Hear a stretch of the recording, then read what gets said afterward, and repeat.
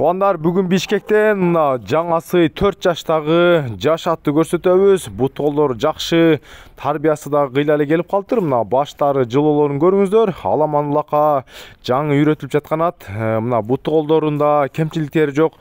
Бир жеринде шишка буба деген жок. Бай билек бар жоктору таза. Жылкынын бою 1,68 экен, метр менен да биз өлчөп көрсөтөбүз. Мына жаныбызда метр болчу. Метрди тебелебестен, мына метрдин башы жана аягы. Элге алыс жактан көрүп жаткандарга мына так маалымат болуш үчүн.